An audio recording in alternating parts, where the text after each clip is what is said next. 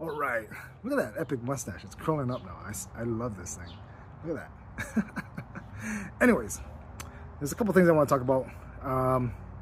So I've been noticing at the gym a lot of people doing static stretches before their workout. So what a static stretch is when you're holding a stretch position and you're holding it for a duration. So that's a stretch, that's a static stretch. You don't want to do that, okay? So again, being a massage therapist, stuff like that, knowing things about muscles, we actually do a lot of stretch work as well. You don't want to do that. You're actually weakening the muscles before you lift.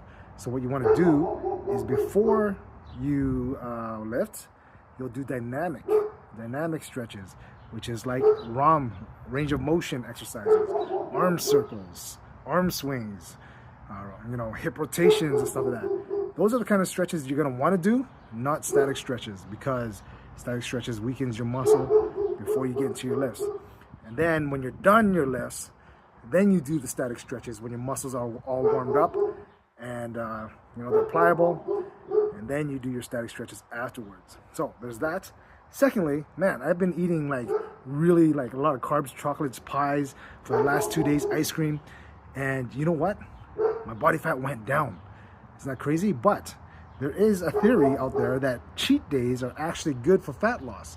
So because your body builds up this resistance to fat loss when you keep eating low carb, your body, the ghrelin and leptin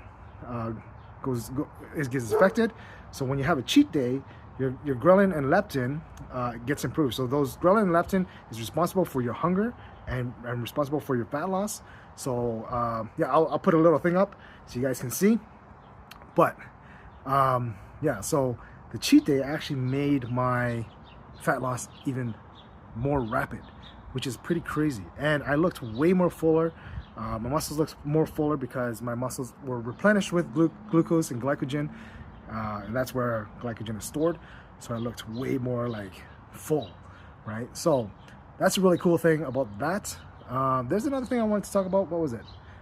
I might save it for the next video. I think it might have been, what was it? I can't remember.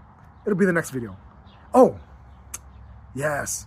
I'm actually going to show an old video of a bench press that I did on a regular rack, and then watch it with the Smith machine rack, because everybody's like, oh, Smith machine is no good. But I'm going to show you I do the same lift on a regular bench press. So we'll get that on the next video. All right, so there we go. For now, we're at 3 minutes, so I'll see you guys later.